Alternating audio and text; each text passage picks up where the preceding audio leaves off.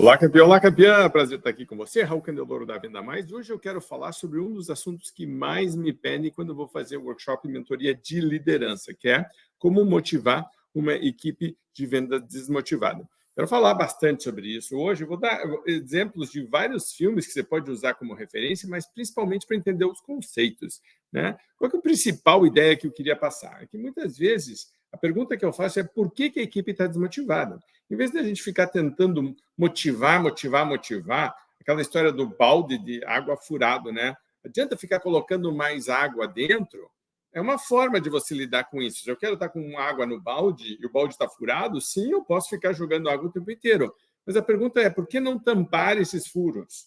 Na motivação é a mesma coisa. Por que a gente não tampa os furos da motivação? Por que a gente não lida diretamente com coisas que podem estar desmotivando a equipe? São duas coisas bem diferentes. Se você vai trabalhar liderança de maneira realmente aprofundada, você vai ter que entender esse conceito que é importante de você entender, que é uma coisa é motivar as pessoas. Então, coisas que vão motivar as pessoas, nós vamos falar sobre elas, elas muitas vezes podem compensar as outras coisas que estão desmotivando, mas elas são diferentes.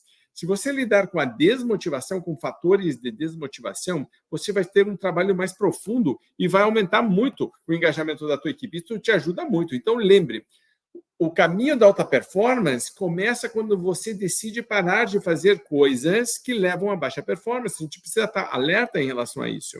Gosto muito da frase de um ex-CEO da IBM que disse o caminho da excelência começa no instante que você decide ser excelente. Aqui é a mesma coisa. O caminho para a motivação começa por eu parar de fazer coisas que desmotivam. Então, vamos falar sobre isso porque é importante e a gente vai evoluir. Na verdade, existem 9 coisas que eu coloquei nessa lista e ela surge de uma pesquisa que eu faço todos os anos com mais de 1.000 vendedores, perguntando questões em relação a engajamento interno, ok? Então, são alunos do meu curso GEC, que é o Gestão de Equipes Comerciais. Esses alunos, no primeiro módulo, eles são todos líderes de vendas, né? Quem vai fazer o GEC é líder. Então, é diretor, é gerente, é supervisor, geralmente diretor e gerente. E aí, então, tem que fazer uma pesquisa de engajamento. E aparecem os resultados, eles têm que fazer, esses alunos, um trabalho de autoavaliação e um plano de melhoria. E muitas vezes acontecem uma série de coisas que o líder começa a ter uma visão um pouquinho mais aprofundada e dizer, entendi o meu papel nisso, porque às vezes a gente fica terceirizando a responsabilidade do engajamento, da motivação, da participação do time, e a gente esquece um pouco de como nós, como líderes, influenciamos isso, nós somos a principal influência. Às vezes o pessoal vai falar de salário, de condições, de que o mercado está difícil, uma série de questões, mas, no fundo, o nosso papel como líder é, de longe, o principal. Se fosse fazer, por exemplo, uma média ponderada, vamos chamar assim, e fosse colocar onde que tem mais peso nessa média, com certeza absoluta, você como líder é a coisa que mais pesa. Então, tem 9 coisas aqui que eu coloquei que desmotivam uma equipe de vendas e que, quando você resolve, você imediatamente passa a aumentar a motivação e engajamento.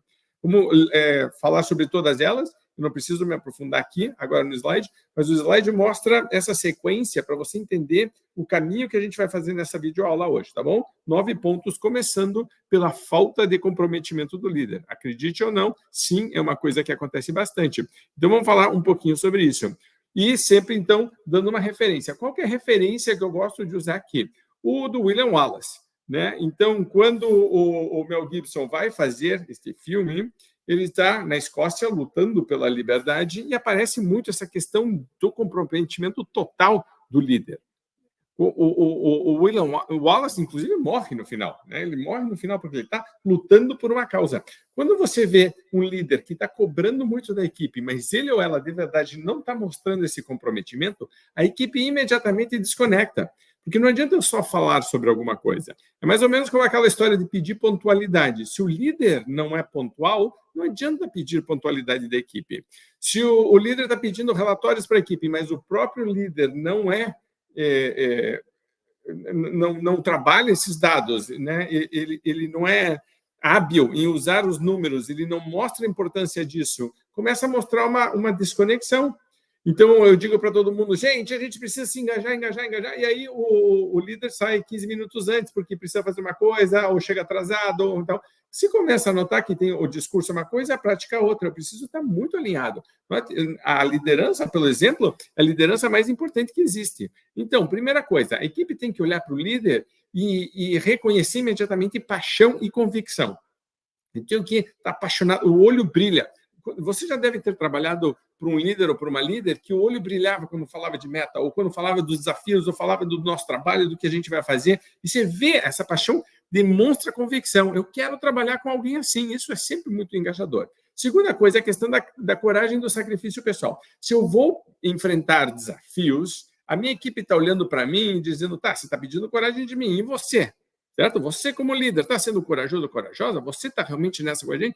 Quando o Júlio César ia para o campo de batalha, ele ia com uma capa vermelha, porque ele queria que o time dele, que os soldados que estavam lutando com ele, olhassem para o lado e dissessem, gente, o comandante supremo máximo está aqui, não está lá atrás, né, em cima do cavalo, mandando, não, ele está ali junto. Napoleão depois colocava também, na verdade, porque ele tirou a ideia do Júlio César, para mostrar para o time, eu estou aqui junto com vocês, certo? Então, se tiver que ficar até mais tarde, se tiver que fazer alguma coisa, eu estou me dedicando. Lembra a história da paixão e da convicção? Aqui é exatamente isso, estou demonstrando isso, essa coragem, vamos para frente, vamos para cima e vamos juntos, né? E tem esse terceiro ponto, que vem do filme também, do William Wallace, que é do Coração Valente, que é inspirar e unir as pessoas. E dizer, sim, estamos tendo dificuldades, mas o que está acontecendo de bom? Por exemplo, quando eu estava fazendo mestrado, eu jogava no time de futebol da faculdade e o nosso técnico, no intervalo, sempre, no meio do tempo, né, depois dos 45 minutos, chamava todo mundo e aí ele sempre começava dizendo, ok, o que está funcionando? Não interessava se a gente estava ganhando de 3-0 ou perdendo de 3-0. A pergunta inicial era sempre o que está funcionando. E isso era muito legal, porque às vezes a gente estava perdendo, mas começava a ter que olhar o que está funcionando bem. A gente levou 3 gols, mas o ataque está bom, mas né, a gente está comunicando bem, a gente está correndo bem, a gente está marcando bem, porque a gente estava fazendo isso. Quando ele perguntava o que estava fazendo bem, na verdade, estava redirecionando nessa energia, nos inspirando e unindo todo o time. Então, muitas vezes, em situações de pressão, começa a ter estresse, começa a ter problemas de relacionamento, uma coisa que falou de um jeito ou de outro. O líder, uma das funções, lembre, é inspirar e unir todo mundo em prol de uma causa, ok? Então, essa é a primeira questão. A segunda questão aqui é metas inatingíveis. Metas inatingíveis são aquelas impossíveis de alcançar. E isso é um problema porque quando o ser humano tenta fazer algo e não consegue, começa a se frustrar. Você pode até começar motivado ou motivada, né? Puxa vida, me colocaram uma meta super desafiadora, que legal, mas ela tem que ter alguma probabilidade de ser alcançada. Se ela é totalmente improvável, totalmente impossível, eu olho e digo, não adianta nem eu tentar, não vou conseguir. Então, se você parar para olhar, inclusive, personalidade, tem algumas pessoas que realmente se motivam com metas desafiadoras, mas para outras você precisa fatiar e criar mini metas e fazer com que a pessoa entenda que aquilo é mais fácil de alcançar. Tem gente que você diz, vai correr uma maratona. A pessoa, meu Deus do céu, 42 quilômetros, nunca vou chegar. Mas aí eu digo para a pessoa, 1 quilômetro você consegue? Ela consegue. Aí 3 quilômetros você consegue? Ela consegue. Então ela vai de 1 quilômetro. Tem gente que faz 50 quilômetros, só que foi de 1 em 1. Tem gente que com 42. Então, eu preciso entender essa lógica. Eu, como líder, quando vou apresentar essas ideias, eu preciso trabalhar isso, mas, principalmente, eu preciso fazer com que as pessoas entendam que uma meta desafiadora, sim, pode ser alcançada. Uma meta realmente boa vai nos desafiar. Ela não pode ser uma repetição do que estamos fazendo. Ela não pode ser exatamente a mesma coisa. Aí não seria uma meta boa de verdade. Uma meta desafiadora de verdade tem uma probabilidade de não ser atingida. Isso é realmente uma boa meta. Eu não tenho 100% de certeza de que eu vou atingir. Aí não é uma meta boa. A meta boa eu tenho que ter 85%, 90% de chance de dizer, cara, eu vou ter que me dedicar muito. Eu vou ter que fazer algumas coisas que eu não estou fazendo. Eu vou ter que desenvolver uma habilidade nova. Eu vou ter que testar algumas coisas. Quer dizer, eu preciso traduzir uma meta e fazer com que ela deixe de ser percebida como inatingível. Como que eu faço isso? Desconstruindo a meta e começando a trabalhar o que a gente pode fazer, o que a gente pode melhorar, que a gente não está fazendo e pode começar, o que nós estamos fazendo e podemos fazer mais. Então, eu começo a trabalhar isso. Tem esse filme do Will Smith, que eu adoro, que ele é super bonito, é super emocionante, dele como pai, tentando criar o filho, e ele, ele é muito interessante porque ele começa a trabalhar com... Ele tem um grande sonho, uma grande aspiração, mas ele começa a trabalhar com metas muito claras de curto prazo, até porque ele precisa, tem um filho, está passando fome, não tem onde dormir, as metas são muito claras. Aquela história que eu estou desconstruindo e trazendo mais para o próximo, uma maratona não são 42 quilômetros, são 42 vezes 1 quilômetro, inclusive eu consigo manter uma média muito mais forte se eu pensar 1 quilômetro, 1 quilômetro, 1 quilômetro. Então, aqui ele faz a mesma coisa, ele desconstrói aquela visão grande, ele sabe que ele vai ter sucesso um dia, ele sabe que ele vai ser milionário, mas agora eu preciso fazer algumas coisas. Quase como se fosse uma escada, eu vou subindo. Segunda coisa em relação à meta, quando ela é percebida como inatingível, muitas vezes o que a pessoa está olhando e dizendo não sei se eu consigo manter o grau de intensidade do trabalho que eu deveria ter se eu quisesse manter aquela meta. Então, as pessoas tendem a voltar para a zona de acomodação, tendem a voltar para o nível de energia que elas estão fazendo antes. Então, se eu faço, por exemplo, só estou dando um exemplo, 5 visitas todo dia, e a meta exige que eu faça 6 ou 7, eu posso até fazer por um certo período de tempo, mas se nada acontecer, se eu não mudar a minha cabeça, se não tiver algum tipo de estímulo, eu volto naturalmente à zona de acomodação, que é 5 por dia. A rotina existe por algum motivo, então eu tenho que ter cuidado, porque uma meta realmente desafiadora me tira da rotina. A função da meta desafiadora é me tirar dessa rotina. Se eu continuar esta rotina, ela vai me levar para baixo da meta, para onde eu estou hoje, mas eu não quero estar aqui, eu quero estar aqui em cima, eu quero crescer. Então, eu preciso entender a questão da perseverança, da dedicação. Veja que esse reforço, muitos campeões e campeãs de vendas têm naturalmente, mas também é função do líder. Eu tenho que fazer com que o líder se relembre o tempo inteiro de dizer, gente, vamos lá, por causa disso, de quebrar e dizer, ok, não pense no mês inteiro, pense essa semana, não pense na semana inteira, pense em hoje, o que nós vamos fazer agora? Sabe? Traz mais para o curto do prazo e faz com que essa perseverança seja percebida como mais fácil de fazer. Então, a questão, por exemplo, eu sempre dou um exemplo, por exemplo, vamos para a academia, eu vou de segunda a sábado, a pessoa me diz, meu Deus do céu, eu tenho que ir todos os dias. Eu digo, não, eu tenho que ir hoje. Pronto, acabou. Se foi hoje, foi. Amanhã a gente vê, tá? Mas vamos fazer hoje e amanhã a gente cuida do amanhã. Então, a gente vai trabalhando isso. Você vê que a perseverança, então, passa a ser mais fácil de trabalhar, a dedicação também. E, para terminar, em relação especificamente a esse filme, que eu recomendo para todo mundo deveria assistir, você deveria pensar que o mindset correto em relação a uma meta alta é um desafio. É isso que está dizendo, tá? Eu estou sendo desafiado. Então, qual é o desafio aqui? Porque, como a gente já viu, o desafio te tira da zona de conforto. A função da meta é justamente elevar para o nível onde eu tenho que romper a minha rotina, os meus hábitos, revisar meus conhecimentos, minhas habilidades, minhas atitudes, e me fazer perceber que agora existe um potencial maior, que eu posso mais. Note que um bom líder, uma boa líder, confia mais na equipe do que eles mesmos, muitas vezes. Se você já teve um bom líder de verdade mesmo, você vai ver que essa pessoa, uma vez, ou mais de uma vez, te desafiou de um jeito que você fala, meu Deus do céu, eu não sei se eu dou conta, eu não sei se eu consigo, mas a pessoa diz, sim, consegue, eu consigo. Essa pessoa está percebendo em você um potencial que às vezes nem você está vendo ainda, que você ainda pode... Você, no fundo, acha que talvez, será que dá? Você tem dúvidas? Essa pessoa está dizendo, eu tenho certeza absoluta que você consegue. E você vai porque você vai. Então, você, como líder, tem que ter essa visão também e começar a desenvolver cada um da tua equipe da mesma forma. Como que eu desafio cada um? Não é o mesmo desafio para todo mundo, certo? Eu chego e digo, não, todo mundo vai fazer. Não, cada um vai ter o seu próprio desafio. O bom líder vai o tempo inteiro estar trabalhando isso e dizendo, perceba que isso aqui é um degrau para o sucesso. Quando eu vou tentar fazer uma coisa diferente e não dá certo, o que aprendemos com isso? O que está funcionando? O tempo inteiro estou trabalhando um mindset de crescimento, estou olhando com uma possibilidade de melhora, mas principalmente, antes de tudo, eu estou realmente acreditando que podemos ir para um nível novo. Todo mundo que já passou por um processo desse, e é muito comum, você hoje, por exemplo, olha e diz, gente, eu vendo hoje em um mês o que antes eu levava uns 3 meses para vender. Tem gente que, às vezes, vende em um mês o que antes levava um ano inteiro para vender quando começou o trabalho de vendas. Por que isso aconteceu? Porque a pessoa foi crescendo, foi crescendo, foi crescendo. Então, quando a gente vai nesse processo de crescimento, ele nem sempre é confortável, mas quando a gente olha para trás, a gente não consegue voltar, porque aquele voltar é fácil demais. Tipo, qualquer um conseguiria fazer. Então, você começa a expandir, certo? A tua zona de conforto, a tua zona de crescimento, o teu chá, e desafios que antes pareciam impossíveis passam agora a ser rotina.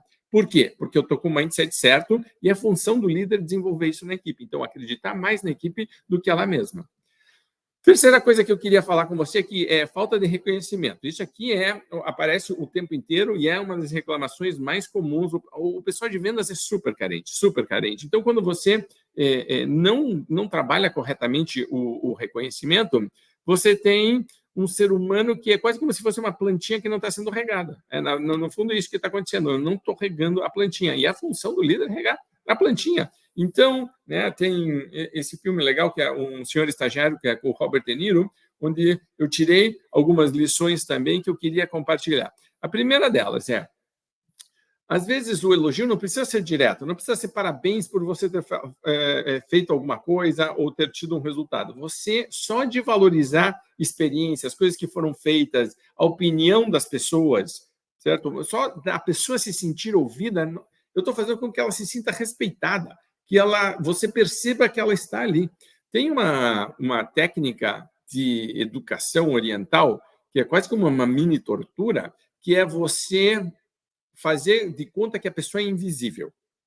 Okay? Então, quando uma criança se comporta mal, em vez de darem bronca nela, fazem de conta que ela não existe, que ela não está ali. É uma coisa muito dura para o ser humano ser ignorado. Então, quando eu não reconheço as pessoas, no fundo, eu só estou ignorando. Porque quando eu apareço para dar bronca, então eu apareço com uma figura negativa o tempo inteiro, eu estou tentando dar uma sugestão de melhoria ou criticando diretamente alguma coisa, alguma postura, um comportamento, um resultado, começa a criar um ambiente negativo e um relacionamento negativo com a liderança. Se você tem um pai, uma mãe que é excessivamente crítico, alguém na tua família, você já sabe do que eu estou falando, né? Chega uma hora que você começa até a meio que se afastar dessa pessoa, porque o tempo inteiro, quando ela abre a boca, ela vai falar uma coisa que não é positiva, não é legal, não agrega. Ela, na cabeça dela, coitada, pode até tentar, ou pode até achar que ela está tentando ajudar. Né? Ela pode até dizer, não, mas essa é a minha forma de demonstrar amor, é porque eu me importo com você, mas aparece de uma maneira tão negativa que fica carregado e é ruim, certo? Então, primeira coisa que eu posso fazer para fazer com que as pessoas se sintam reconhecidas, valorizar a experiência, valorizar a opinião, ouvir as pessoas, fazer com que elas participem e valorizar isso. Segunda coisa, isso deveria ser claro para a liderança, mas às vezes se esquece isso, que é ouvir mais do que falar. Quando, às vezes, eu participo muito de reuniões, né? Então, de planejamento estratégico, revisão de e-mails, revisão de resultados, uma série de coisas. É muito comum eu estar olhando, né, e eu sou convidado nessas horas, mas eu estou olhando e participando e eu estou notando quanto que o líder fala e quanto que os liderados falam. Numa boa reunião, o líder está conduzindo o tempo inteiro. A presença dele ou dela é muito forte, mas é através de perguntas, é através de direcionamento, é aprofundamento. Então, ele está ouvindo mais, está, né, certo? Então, está recebendo e aí pergunta de novo. Então, tem uma troca e está todo mundo participando. Não é um monólogo, não é um monólogo. E tem gente que a questão do monólogo aparece muito quando a pessoa tem dificuldades, por exemplo, de reconhecer. No fundo, uma pessoa que também é carente. O líder ou a líder carente tem uma dificuldade de reconhecer, porque, no fundo, queria que o elogio fosse para ele e para ela. Só que ninguém está elogiando o líder ou a líder. É mais difícil, né, receber isso. Só que aí o líder diz, eu não vou dar também. Certo? E aí, então, acaba que... E aí começa a dar direcionamento, a falar, etc. As reuniões acabam sendo muito desequilibradas em termos de participação, mas, no fundo, tem uma pessoa que queria ser admirada, e que é admirada, só que não recebe isso. Sabe aquela história das linguagens do amor? Então, o líder que não está recebendo da equipe a linguagem do amor correta, geralmente tende a não passar essa linguagem do amor para a equipe também. E aí cria um círculo vicioso. O livro, a linguagem do amor, né, são 5 linguagens, começa justamente quando um casal de terapeutas vai tentar entender por que alguns casais que se amam estão brigando tanto e querem se separar. E acabam criando essa metodologia das 5 linguagens do amor, onde ao não receber ou não perceber as demonstrações de afeto do outro, começa também a economizar essas demonstrações ou a tentar usar só o seu canal. Aí é um problema. Então, lembre, se você ouvir mais do que você falar, você vai ter a tendência de fazer com que as pessoas se sintam valorizadas. E veja, estou reforçando de novo, a questão do reconhecimento do elogio não precisa ser direto. Obviamente isso é muito bom, porque pode ser feito. Mas note que existem formas mais sutis, mais evoluídas, mais elegantes, certo? Mais avançadas de você trabalhar isso, valorizando as pessoas. Para terminar essa parte, tem uma regra que eu gosto muito de positividade. Tem um livro sobre isso que fala que os melhores líderes fazem 3 comentários positivos para um negativo, ou 3 comentários positivos, 3 elogios, para uma crítica ou sugestão de melhoria. Então, você vai muitas vezes notar que em alguns ambientes, principalmente onde a gente não está batendo a meta, ou o ambiente está carregado, está completamente invertido. Muitas vezes eu vou fazer mentoria direto, 1 a 1, com o diretor de uma empresa, e eu digo para ele como que está isso hoje, ele pega e diz, ai, Raul, isso aí realmente está complicado, está totalmente invertido. Eu, quando eu estou entrando, eu estou pesado, sabe? A pessoa sente que ela está pesada, que ela está carregada, que quando ela abre a boca, ela tem a tendência, e não é bom nem para a pessoa, às vezes, ela se sente mal, sai da reunião dizendo, que reunião horrível que foi essa, porque a gente queria ser aquele farol que ilumina a equipe, mas no fundo está sendo só comentário negativo. Então, lembre da regra da positividade e comece a equilibrar um pouquinho mais comentários. Outra coisa que eu sempre recomendo em relação a isso é, quando você vai trabalhar, por exemplo, a questão da positividade, pense que, às vezes, a gente não está com resultados positivos, e aí a gente fica pensando, mas, Raul, eu não tenho nada para elogiar. Não tenho nada para elogiar. Isso, para mim, é um óculos que a gente está usando, que é um óculos negativo. O óculos negativo está super, não é nem um óculos, tá? É um telescópio, um microscópio, é tudo ao mesmo tempo, assim, porque potencializa tudo. O cara, né, tem aquela visão tridimensional de todos os erros eu estou percebendo. As coisas boas somem. Desaparecem.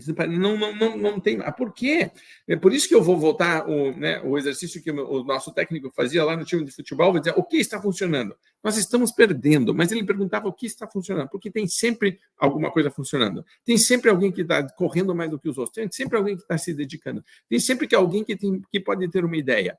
Vamos focar no positivo. A questão da positividade é muito mais uma questão de decisão pessoal nossa, de dizer para onde eu vou olhar, o que eu vou fazer. E note que isso dá o tom, né? Dá o tom para o resto da equipe. A energia do líder, né, meio que vai contaminando, né, contagiando todo mundo. Se eu estou carregado de negatividade, e às vezes eu entendo isso como razão, eu também sou líder, também tenho, né, gestão de resultados, trabalho há muito tempo com líderes ajudando a melhorar os resultados, e muitas vezes quando vem nos procurar, o resultado não está bom. Então eu estou acostumado com esse ambiente carregado. Mas nessas horas a gente tem que fazer um esforço redobrado de dizer, ok, para onde que eu canalizo essa energia? Eu não estou dizendo que ela não existe, eu estou dizendo que ela existe, ela precisa ser redirecionada para ser mais produtiva, ok? Então, lembre da regra da positividade. 3 coisas positivas para uma negativa, uma sugestão de melhoria. Você vai ser um líder muito melhor. Próximo item aqui, 4º, ambiente de trabalho tóxico. Nossa amiga Miranda, aqui, para quem assistiu o filme, é um exemplo típico. Outra coisa que acho que todo mundo deveria assistir, dá para dar muita risada hoje e revisar, ela é ótima no papel. Meryl Streep é maravilhosa em qualquer papel aqui, mas aqui ela incorporou o personagem. 3 coisas que eu queria relacionar aqui. Primeiro, a questão da segurança psicológica. Tem líder que tenta criar o contrário, uma insegurança psicológica nas pessoas para fazer com que essa pessoa esteja o tempo inteiro meio que na mão dela, que eu estou tentando dominar, certo? Eu estou tentando manipular essa pessoa para que ela tenha os resultados. Cria um ambiente tóxico que é ruim. Então, eu consigo, às vezes, extrair alguns comportamentos, algumas atitudes, né, uma dedicação extra de algumas pessoas, mas isso é muito curto prazo, porque como é tóxico, acaba cansando, vira um moedor de carne, eu tenho rotatividade, eu tenho turnover, eu tenho desengajamento, eu começo a ter problemas internos de relacionamento, eu acabo que as pessoas boas saem e só fico rodeado de gente ruim e puxa-saco, quer dizer, trabalhar a segurança psicológica é fundamental. Segunda coisa, estabelecer limites.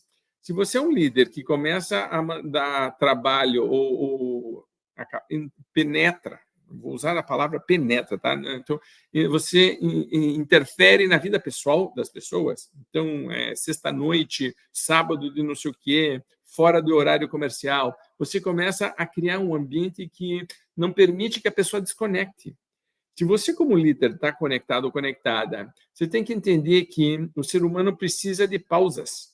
Já tem milhões de estudos sobre isso, por exemplo, na área esportiva, mas inclusive na área intelectual, jogadores de xadrez, programadores de computador, então áreas que demandam muito intelectualmente, e se a pessoa não tiver uma pausa, ela fica ali constantemente, a produtividade começa drasticamente a cair. Aí o segredo não é exigir mais, porque é justamente esse exigir mais que está diminuindo a produtividade da pessoa. Eu preciso permitir a pausa, eu preciso estabelecer um limite. Então, primeiro, você como líder, aprenda a ter esse equilíbrio entre vida pessoal e vida profissional, e estimule e respeite na tua equipe também. Você vai ter uma equipe mais engajada e mais motivada, e não o contrário.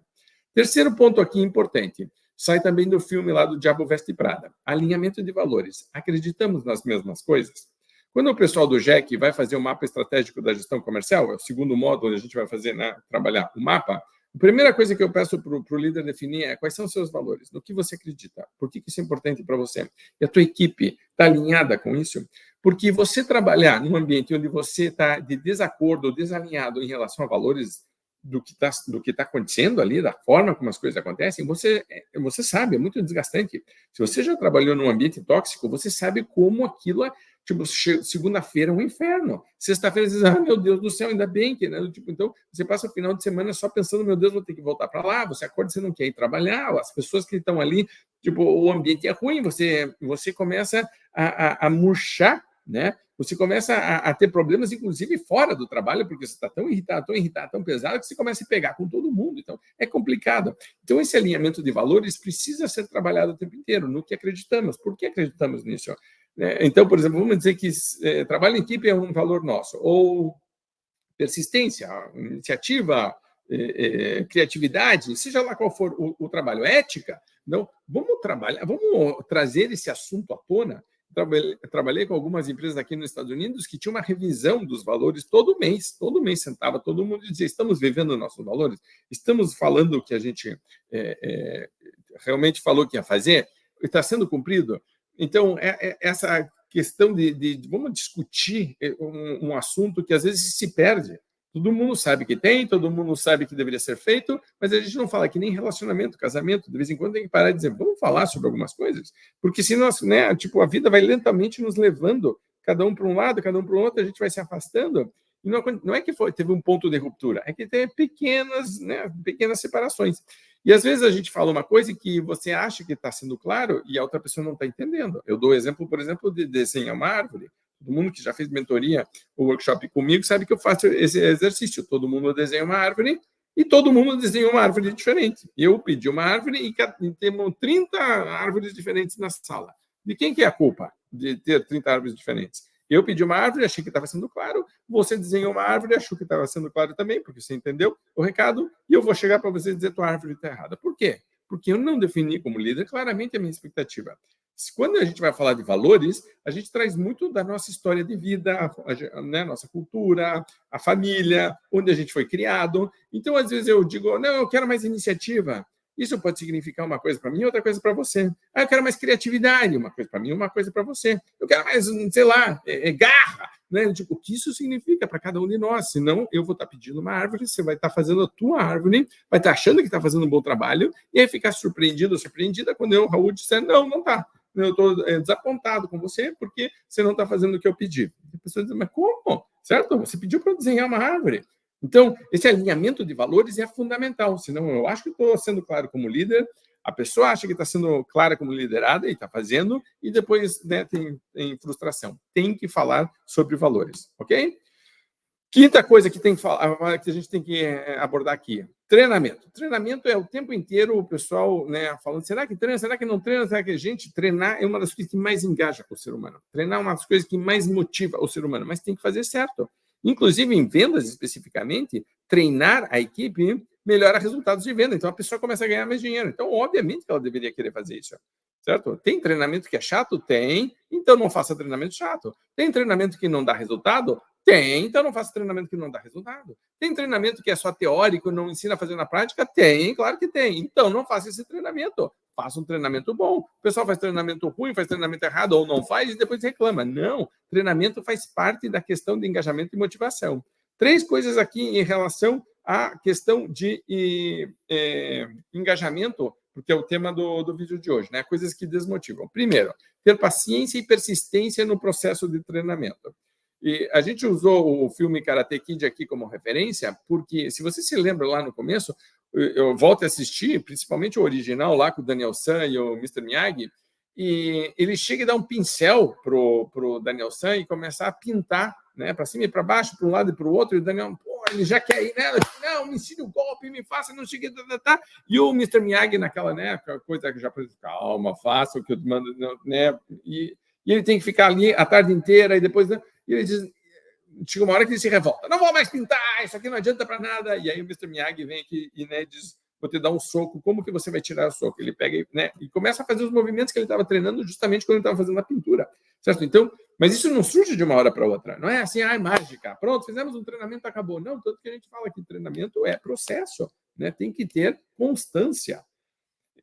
Se você olhar as empresas que estão fazendo corretamente o trabalho de treinamento, você vai ver que semanalmente tem revisão de algumas coisas, porque tem reunião para falar sobre isso, como que a gente pode melhorar. Tem uma vez por mês onde todo mundo se reúne e fica 1 ou 2 horas falando sobre um assunto específico. Quer dizer, existe um processo todo. Por quê? Porque sabe que é uma construção. Eu não ensino uma pessoa de uma hora para outra magicamente fazer alguma coisa. Lembre que treinamento também é mudança de hábito.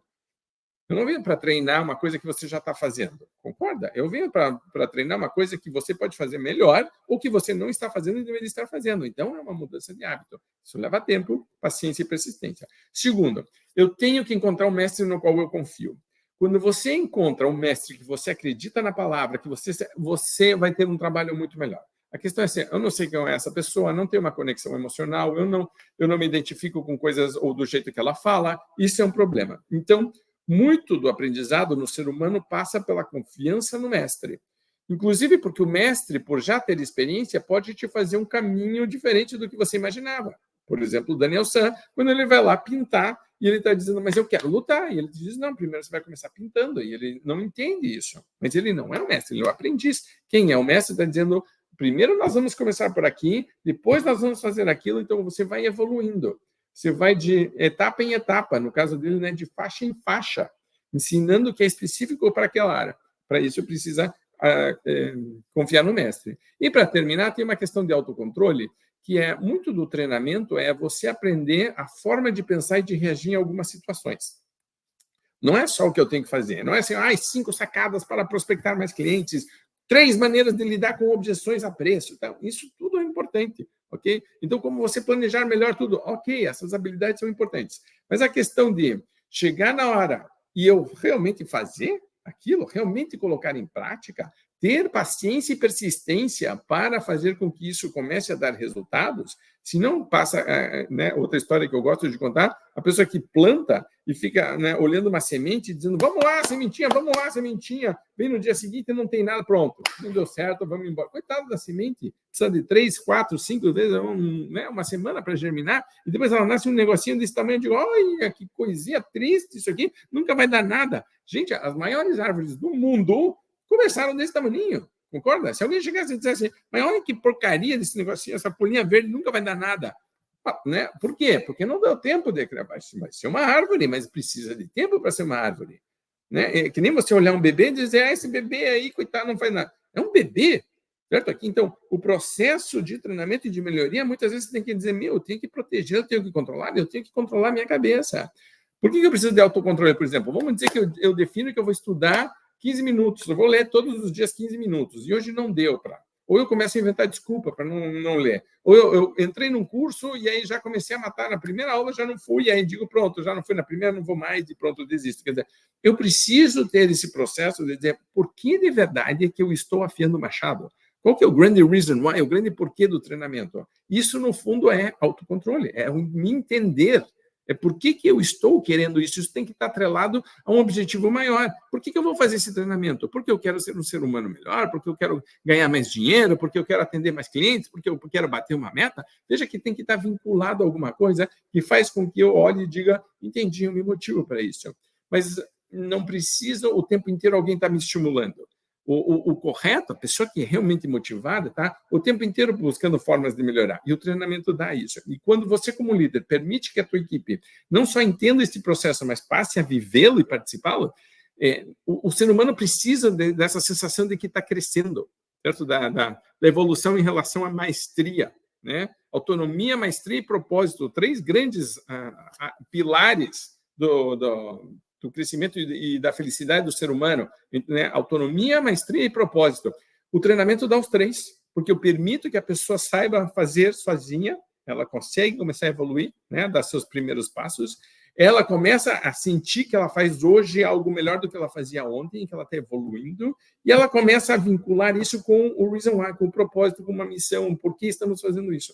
O treinamento passa a ter um grande significado, ele é extremamente engajador, ok?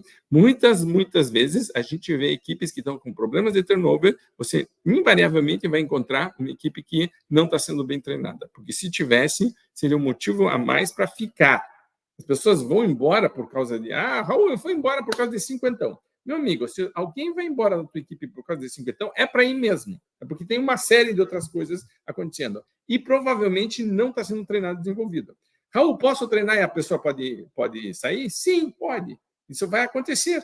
O tempo inteiro eu vejo pessoas que saíram da Venda Mais e hoje são gerentes, são diretores, são empresários ou empresárias. Eu encontro essas pessoas na rua, elas me abraçam, me agradecem. Eu digo, fantástico, é isso que eu quero. Você, como líder, provavelmente vai encontrar um ex-líder teu que está hoje em outro lugar, que está em outra empresa, mas que te ajudou a crescer, a se desenvolver. Você quer ser esse líder, certo? Do tipo, eu quero que as pessoas cresçam. Se a minha empresa começa a dar oportunidades, note que eu também começo a atrair outras pessoas. Pare de pensar só de que, e se eu treinar essa pessoa, ela foi embora. Pare para pensar de que eu começo a receber currículos de pessoas competentes e muito mais capacitadas. Por quê? Porque elas ouviram falar que aqui o ambiente é bom, que aqui você desenvolve as pessoas. Isso é o tipo de ambiente que eu quero, ok? Então, lembre, treinar engaja muito. Sexta questão aqui, remuneração inadequada. Isso é um pepino, perdão, mas sempre vai surgir o assunto da remuneração e geralmente é o primeiro que surge. Tipo, o pessoal está ganhando mal. E geralmente quando você vai ver, principalmente quando o pessoal é comissionado, que é a maior parte do tempo, não é que está ganhando mal, é que ou o sistema está mal montado, ou está vendendo mal, então está ganhando pouco porque está ganhando mal. E aí diz, eu quero um fixo mais alto, eu preciso mudar, não sei o que, papá, mas no fundo é porque está vendendo mal. Podia ter treinado, podia ter feito uma série de coisas. Mas treinamento e remuneração tem que andar muito juntos, porque eu quero treinar para que as pessoas façam algo e a remuneração tem que incentivar que esse algo esteja sendo feito também. O Gordon Gekko, nesse filme aqui do Wall Street, eu separei 3 coisas aqui. Primeiro, clareza e simplicidade do processo de remuneração. A pessoa tem que saber exatamente o que ela tem que fazer, tá? Porque está muito ligado com o segundo ponto, que incentivo é direcionamento. Então, a remuneração tem que direcionar a pessoa.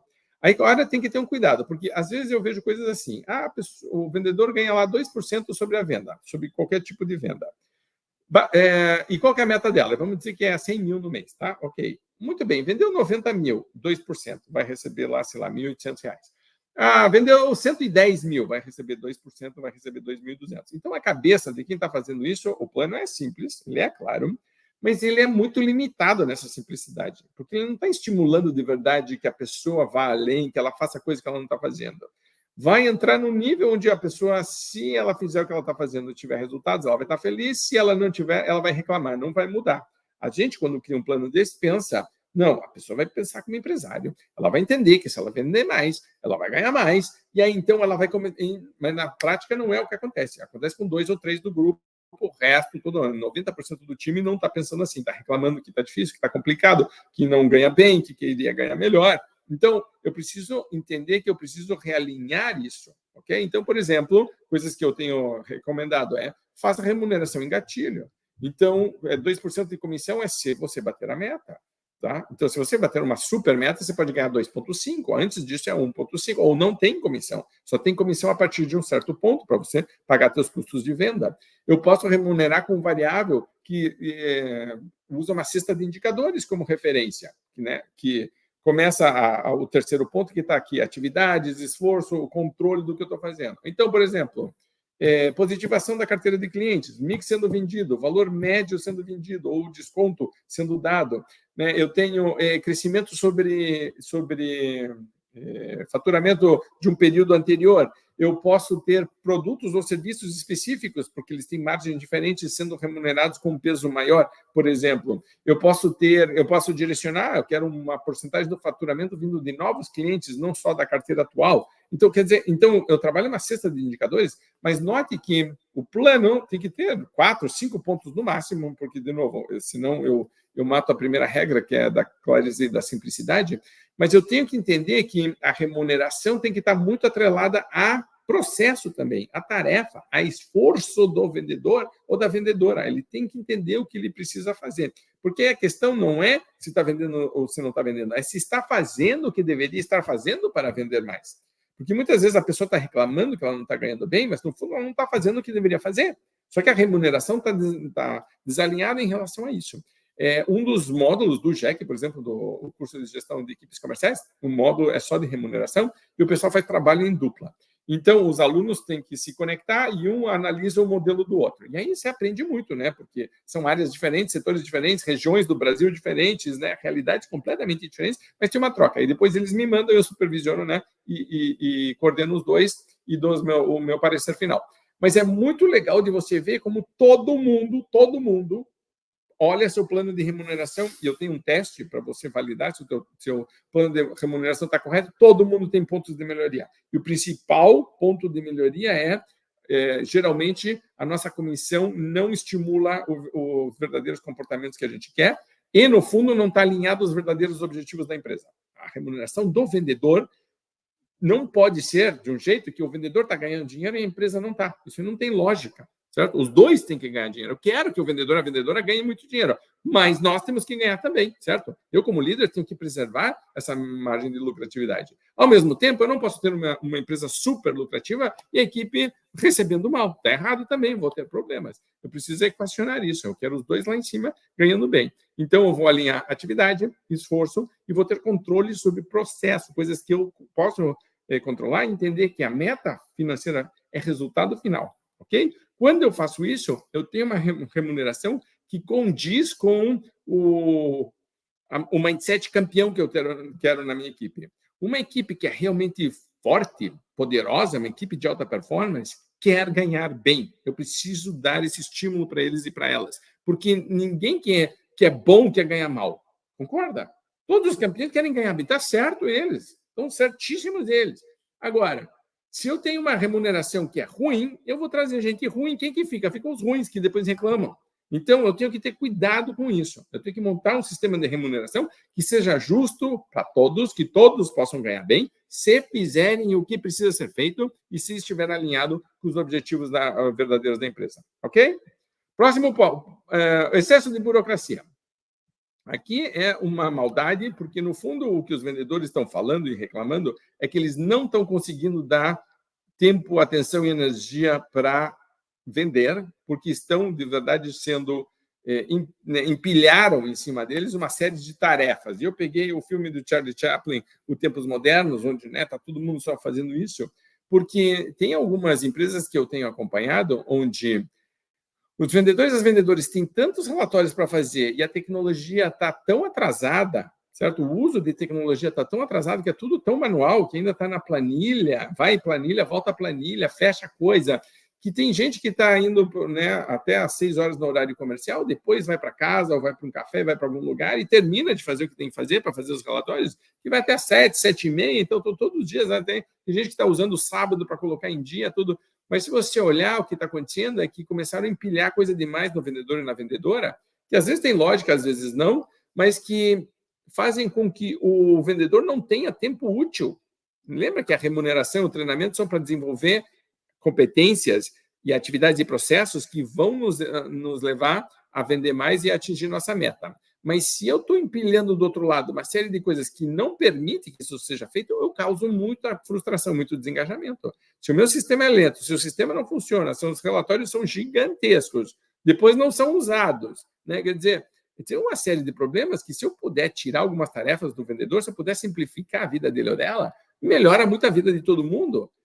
Primeiro, porque eu não tenho essas tarefas que, às vezes, não é nem do perfil do vendedor, certo? O vendedor queria estar vendendo mesmo. Segundo, quando eu tiro essas tarefas, eu libero para poder vender mais. E aí eu posso cobrar mais, certo? Eu posso dizer, você pode visitar mais, você pode ligar mais, você pode apresentar mais propostas, você pode negociar mais. Quer dizer, tipo, por quê? Porque agora não tem como desculpa, eu não posso fazer mais isso porque eu estava fazendo o relatório.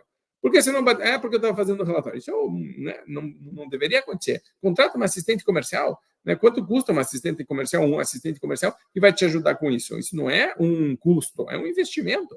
Você consegue começar a trabalhar muito melhor. Às vezes, um assistente comercial, por exemplo, uma assistente comercial consegue atender 3 ou 4 vendedores numa equipe e facilita a vida de todo mundo. Tá? Então, eu tenho que começar a encarar esse processo. Primeiro, foco no que agrega valor, de verdade. Onde que eu agrego valor, onde que o vendedor agrega valor? É geralmente estando na frente do cliente ou procurando estar na frente de clientes. Então, eu tenho que fazer com que isso seja prioridade. Sabe aquela história de que a tua principal prioridade é fazer com que a principal prioridade seja a principal prioridade? A tua principal prioridade como líder de vendas é blindar a tua equipe de vendas para que eles possam realmente fazer as atividades que agregam valor, que é estar na frente do cliente ou procurando formas de estar na frente do cliente e, quando estiver na frente do cliente, aproveitar ao máximo essa oportunidade.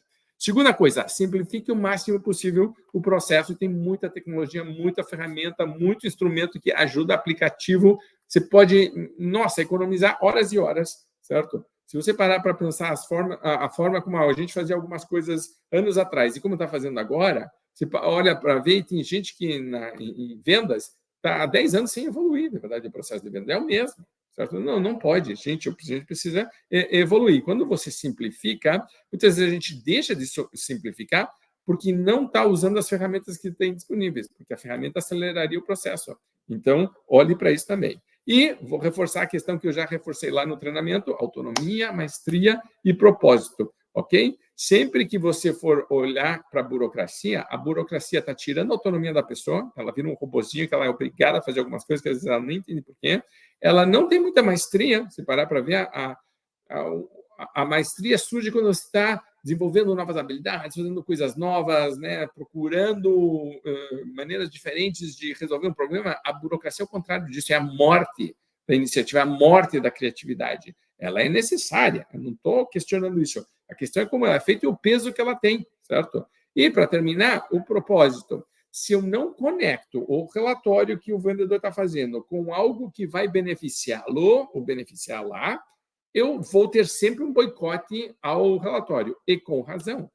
Se o líder não sabe abrir o sistema, não sabe abrir o CRM, não sabe abrir um BI, não sabe pegar uma planilha e identificar ali coisas que depois vai usar no feedback com o vendedor ou com a vendedora, então eu meio que mato, porque a ferramenta do relatório passa a ser uma ferramenta só de controle, para ver se foi feito ou se não foi feito. Ou porque o financeiro pediu um outro departamento, mas o vendedor, como vendedor, diz: isso de verdade, para mim, não agrega muito valor. Não tem inteligência. Eu preciso fazer com que este processo no caso, só estou dando um exemplo de relatório, vire inteligência. Isso é informação que nós vamos usar.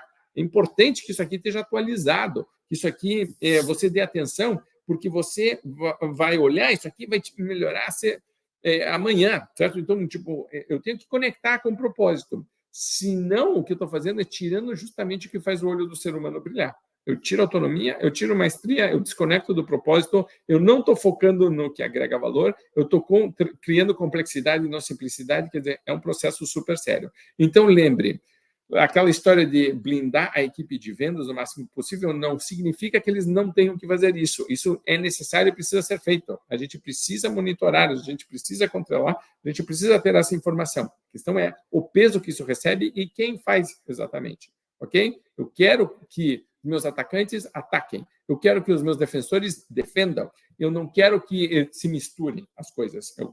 O vendedor, a vendedora já tem muita coisa para fazer. Não fique empilhando mais tarefas que, no fundo, não agregam valor. Ok? Pense muito nisso, porque é uma grande forma de você reengajar a tua equipe quando isso está acontecendo. Oitavo e penúltimo tema: falta de visão de futuro. Então, Basicamente, tem um filme que, na verdade, eu acho que a gente poderia usar também como referência, que se chama O Feitiço do Tempo, em que o Bill Murray, que é o ator principal desse filme, ele acorda todos os dias no mesmo dia, e o dia se repete. E ele se mata e ele acorda no dia seguinte no mesmo jeito, e o dia se repete. E ele tenta tudo que você puder imaginar, e o dia se... o filme é isso, é uma repetição do mesmo. Quando a gente está falando de falta de visão de futuro, a gente está falando sobre isso. Quando a gente foi montar essa aula, acabei pegando o Forrest Gump, porque o Forrest Gump, se você se lembrar, ele tinha uma série de limitações. Ele tinha problema nas pernas, ele não era um cara muito brilhante intelectualmente, então todo mundo tirava sarro dele na escola, e se você olhasse, dizendo, coitado, não vai a lugar nenhum. Mas se você acompanha o filme, na ingenuidade dele, certo? Na persistência, na perseverança, na personalidade, ele vira campeão de ping-pong, ele vira campeão de futebol americano na escola, ele vai para a guerra e salva os amigos e ganha medalha de condecoração. Ele abre uma empresa de pesca de camarões, acho que era, e fica milionário lá, porque né, acontece uma tempestade, só o barco dele sobrevive, e aí todos os camarões, todo mundo tinha que comprar dele. Com as ações, com o dinheiro que ele ganha, ele compra ações da Apple, que ele achava que era uma empresa de fruta na época, ele diz, né, tipo, vou investir nessa empresa de fruta e compra a Apple e depois fica milionário. Quer dizer, tipo, alguém que não tinha expectativa nenhuma, perspectiva nenhuma, vai crescendo. E tem lições aqui também para a gente aprender. Primeiro, essa coisa do... Não interessa onde você está, pensar grande sempre você vai poder. Certo? Então, tipo, sempre eu posso... Como que eu posso expandir? Eu chamo isso de mentalidade de expansão. E pensar grande, o pessoal fica o tempo inteiro pensando, dinheiro. O dinheiro é uma das formas de você pensar grande, mas é como eu posso tocar positivamente mais pessoas, como eu posso ampliar o meu impacto positivo no mundo, como eu posso ter mais clientes, como eu posso ter uma equipe maior, como eu posso, certo? Então, eu começo a olhar com um mindset de crescimento voltado para oportunidades, tá? Segunda coisa aqui, de novo, eu vou reforçar a questão da positividade e essa coisa de crescer. A questão não é onde eu estou hoje ou quem eu sou hoje, é como eu vou estar amanhã, quem eu vou ser amanhã. Então, eu sempre posso estar 1% melhor. Às vezes a gente trava porque a gente fica olhando o ideal e dizendo, nossa, aquilo é muito distante, aquilo está muito longe, talvez eu não consiga. Né? Então, e aí eu digo, eu não vou ser perfeito, então não vou nem tentar. Aquela história da meta inatingível. Mas o crescimento tem essa questão de que eu posso ir devagarzinho. Tem um gráfico que eu adoro, que é o que acontece quando você cresce 1% por dia no ano. Ele é uma curva, na verdade, porque é uma progressão geométrica que ele vai aumentando, aumentando, aumentando. E é incrível você ver que, então, por exemplo, você estudar 15 minutos por dia, num dia não faz diferença nenhuma, concorda? 2 dias não faz tanta diferença. Agora, se você passa um bom período de tempo estudando todos os dias 15 minutos, você aprende uma língua nova, você aprende uma habilidade nova, você aprende a fazer coisas que você não fazia antes, você vira especialista em algumas áreas. Né? Então, a gente subestima o poder do básico bem feito, né? Do simples, mas tem que ser consistente e tem que ter essa visão de que estou fazendo isso porque eu vou ter um futuro melhor, mas principalmente porque eu vou ser um ser humano melhor. Né? E eu tenho muito também de trabalhar essa questão de visão positiva de futuro, de você relembrar com a equipe aprendizados e experiências. Quando as coisas vão bem, isso é muito fácil de fazer. Quando as coisas não estão indo muito bem, ainda mais importante. De novo, o que está funcionando? O que a gente pode aprender com isso? E virar quase que contação de história, sabe? Ter aquele momento que não é tão bruto, então não é tão duro em relação à planilha, é isso, a venda é isso aqui, meta, etc, etc. Não é. Okay. Como estamos nos sentindo? O que está acontecendo? O que a gente pode fazer de diferente? Então, essas experiências somadas, então, por exemplo, quem teve uma experiência interessante esta semana, quem aprendeu alguma coisa nova essa semana, quem viu um filme novo essa semana, quem visitou um lugar novo, comeu alguma coisa nova. Então, o ser humano precisa ter uma visão positiva do futuro, e o vendedor específico não é só um crescimento financeiro, ele é fundamental, precisa ter também, mas precisa ter, na verdade, uma jornada, quase como se fosse uma jornada de vida. Para onde que eu estou indo? O que está acontecendo aqui? E você, como líder, pode ajudar, pode direcionar, pode fazer com que isso seja estimulado. O próprio grupo pode fazer isso. A gente tinha na Venda Mais uma época o que a gente chamava da semente do saber, e toda sexta-feira, às 5 da tarde, a gente fechava a empresa mais cedo, né? Teoricamente fecharia às 6, a gente fechava às 5 e ia o grupo todo para a sala de reunião e uma pessoa do grupo fazia uma apresentação sobre o tema que quisesse. E às vezes era como fazer uma boa pipoca doce. né? Não interessa, certo? Eram temas que as pessoas gostavam de fazer. Uma criava planta, falava de planta. Uma vez, né, teve uma apresentação que eu me lembro que foi muito legal, como Jesus, né, o maior líder. E aí eu falei para a pessoa, eu me lembro que eu que aprovava os temas, eu disse, é sobre religião, porque a gente tinha várias religiões, né? Eu disse, é sobre religião, é sobre liderança? Ela falou, é liderança. Tem, obviamente, né, aspectos bíblicos, né? Mas a ideia é de trabalharmos liderança. Eu falei, pô, que ideia fantástica, vamos fazer. E foi super legal, porque abriu para debate, etc. Mas era a equipe que apresentava. Então, você vê que todo mundo estava ali junto, trocando ideia, trocando experiências, e a sensação de que você participa de um grupo é muito bacana. Por quê? Porque você está, de novo, pensando grande, é um ambiente positivo, é um ambiente de crescimento e você está valorizando o processo de aprendizado e de experiência. Quando uma coisa não dá certo, por exemplo, alguém tentou uma coisa e não deu certo, eu vejo com muita atenção isso, quando, por exemplo, estou dando mentoria para alguém, dizendo como você lida com o erro.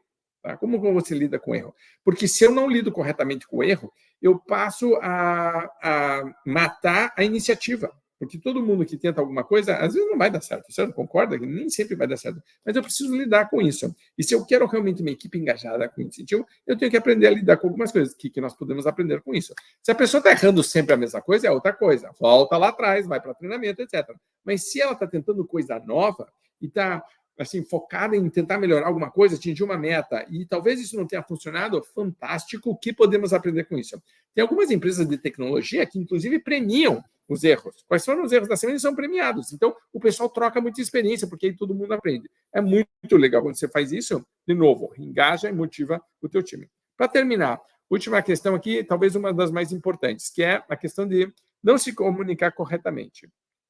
Uma das coisas que mais acontece na pesquisa que eu faço de engajamento é de você receber da equipe reclamações de comunicação ineficaz. Então, o filme que a gente escolheu aqui foi Os Estagiários, e eles são um pouco mais velhos, né, do que a média, que nem lá o filme do Robert De Niro, do Senhor Estagiário, ele lá é bem mais velho. Aqui eles são, né, então, acho que deve ter uns 30 e poucos, 40 anos no filme, e a moçada que está na tecnologia é toda uma moçada de 20 anos de idade, acabou de sair da faculdade, né?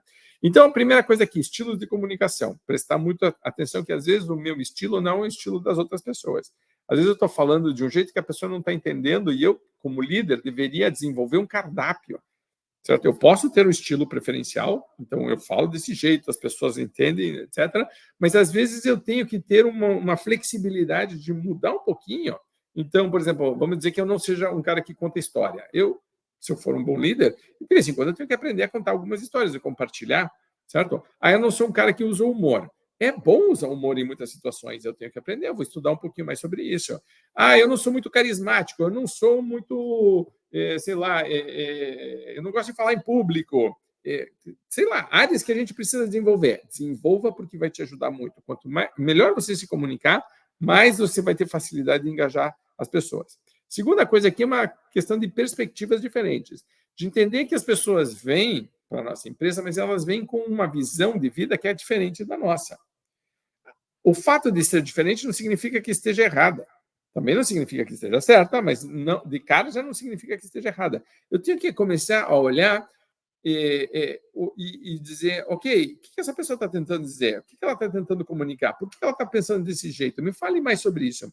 Nossos clientes, hoje existe diversidade de clientes, então eu preciso ter uma equipe diversa. Se eu vou ter uma equipe diversa, eu tenho que ter um estilo de gestão que aceita, de certa maneira, essa diversidade de ideias, de opiniões, de visões, de perspectivas e tudo, porque, né, o mundo está assim.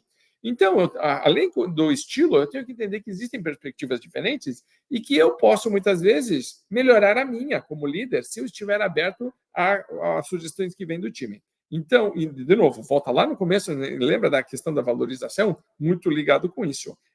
Valorizar estilos diferentes e valorizar perspectivas também. É bom. A palavra final sempre vai ser sua. Você que é o líder, ok? Mas o fato de estar aberto já cria um patamar diferente. E, para terminar, a questão de teamwork, de trabalho em equipe, de comunicação colaborativa, de eu realmente passar para as pessoas as informações que elas precisam para poder melhorar. não é um jogo de escuro, eu não tenho que ficar economizando, não é um joguinho, certo? De que, será que eu digo, será que eu não digo, eu vou ter, né, direcionar. De novo, eu quero um ambiente psicológico seguro, eu quero um ambiente propício à alta performance. O ambiente propício à alta performance parte do princípio de que a pessoa sabe o que está fazendo, está vendo os resultados disso, está acompanhando, está recebendo feedback direcionado em relação a isso. Então, se me perguntarem, por exemplo, assim, uma dica só, resuma, uma dica só que eu posso fazer para fazer com que a equipe reengaje. A minha dica seria: comece a dar feedback com a frequência correta e estruturado. Tá? Então, cria uma estrutura correta. No Jack, por exemplo, tem um módulo de comunicação onde a gente fala basicamente quase só sobre isso. Eu tenho modelos de feedback que eu passo para as pessoas. A gente está aqui, ó, siga este modelo. Eu tenho pouco tempo, esse modelo aqui. Eu tenho muito tempo, esse modelo aqui. Eu tenho uma equipe muito grande e não consigo fazer com todo mundo. Vai fazer com todo mundo, vai fazer nesse modelo aqui, ok? Então, você começa a ter consistência e estruturado. Porque isso significa que você tem que se aprofundar nos números. Você tem que entender o que a pessoa está fazendo. Você tem que entender os resultados dela. Ao você fazer um a um o feedback, você começa a se aproximar muito da equipe e começa a entender o que está acontecendo. Eles começam a te falar, começam a ir de volta. A melhor coisa que você pode fazer para reengajar uma equipe é começar a fazer feedback frequente com a estrutura correta. Você sempre vai trabalhar isso, vai melhorar teu estilo de comunicação, vai abrir imediatamente para perspectivas diferentes, porque faz parte do processo de feedback, a pessoa te dá feedback também, certo? Então tem essa troca também. Começa a ter esse espírito de que todo mundo está trabalhando junto, você pode fazer feedback em grupo, por exemplo. Vamos falar sobre isso aqui, ó. Estamos com inadimplência, por exemplo, certo? Ou tem um produto ou serviço que não está vendendo bem e que a gente deveria trabalhar diferente. Que ideias surgem, certo? Então, a ideia aqui é de que um diálogo, não um monólogo, tá? O problema da comunicação é que muito líder está fazendo um monólogo e está dizendo que isso é comunicação. Comunicação vai e volta. E a outra pessoa também quer falar e também quer se expor. E conecta com todos os outros pontos que a gente falou. Tá? Então, note que uma das coisas que eu gosto de ver, por exemplo, você vai ver isso muito em times de futebol realmente campeões, os bons de verdade mesmo, o cara que faz o gol vai imediatamente para o resto do time e todo mundo se abraça. Isto é teamwork. Não é aquele cara que faz o gol e sai sozinho para dizer, eu sou bom, e fica ali falando sozinho. O cara recebeu o passe. Tem um cara que driblou todo mundo. Três pessoas passaram um monte de bola. Um cara driblou todo mundo, colocou o cara na frente do gol. O cara vai e faz. Não tem nada para fazer, não tem nem goleiro. O cara só faz assim, pum, com o pé para dentro e sai como se fosse um herói. Escute, e o resto do time que montou toda aquela jogada, não. O cara tá ali, já para foto, dando beijo para a torcida, e digo, campeão, isso aí não funciona mais, tá? Eu preciso um time de verdade mesmo, vai jogar a UEFA, vai ser campeão do mundo da Copa do Mundo. Não tem essa história de que eu sou estrela e eu vou para a torcida sozinho, sendo que todo o time trabalhou para mim. Nós estamos todos juntos nisso aqui. E isso só funciona se eu tiver realmente comunicação. E falar de verdade de alguns assuntos.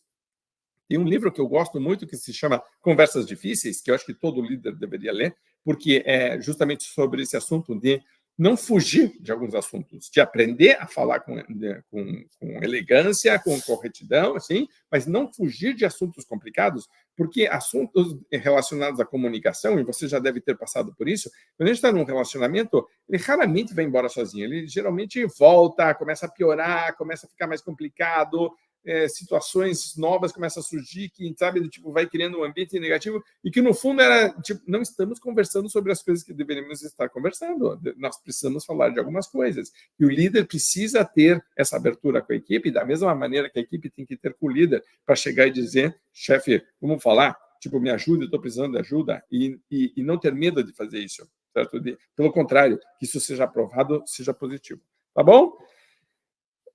Lembre que, se você quer ter uma equipe de alta performance, você precisa ser um líder de alta performance, tá? Então, lembre que essa é o núcleo de tudo. Quero ter uma equipe de alta performance? Começa comigo, começa pela liderança, tá? Porque o líder é sempre a grande referência e a equipe vai ser sempre o reflexo teu. Não sei se você já viu, tem uma foto engraçada onde tem, né, uma série de cachorros, assim, a cara do né, mas aqui a equipe é a cara do dono, e aí, né, tem um dono e tem um cachorro, etc. A ideia é de que todo líder tem a equipe que merece. Tá? Vou terminar com essa frase. Todo líder tem a equipe que merece. Se eu quero a equipe melhor, comece pelo começo. Comece com você e diga, ok, como eu posso fazer. Se tem algum comportamento que está acontecendo na tua equipe que você não gosta, pare para pensar o que eu, como líder, posso estar estimulando ou permitindo que aconteça. A equipe vai ser sempre o reflexo do líder, tá bom? Termino aqui convidando para você que assistiu até aqui a participar do grupo de mentoria. Se você é um líder, se você é gerente, diretor comercial, trabalha com gestão de equipes de vendas, são assuntos assim que a gente trata cada 15 dias, todas nas quartas-feiras, geralmente das 7 às 9 da noite, assuntos diferentes, mas sempre ligados à liderança. São assuntos assim que eu trago, assuntos assim que a gente debate, eu abro para perguntas, a gente troca experiências, todo mundo ali é líder também, então todo mundo fala como está fazendo, né, e a gente melhora. E para terminar, tem sempre uma brincadeira com o ChatGPT para eu dar um prompt como líder para você trabalhar. Então, se você quiser saber mais sobre isso, o link do site está aqui, tá bom? Termino agradecendo a tua participação. Deixe depois aqui teu comentário, é super embaixo. E se você tiver qualquer dúvida, deixe embaixo aqui também, que eu respondo todos pessoalmente. Se tiver algum líder que você conhece que quer compartilhar, se vocês querem assistir em grupo esta aula e revisar, com certeza absoluta, tem um plano de melhoria aqui, muita coisa boa para vocês fazerem no time de vocês. Tá bom? Grande abraço, obrigado, boas vendas e lembre, a equipe é o reflexo do líder. Se quer ter uma equipe premium, seja um líder premium também. Abraço.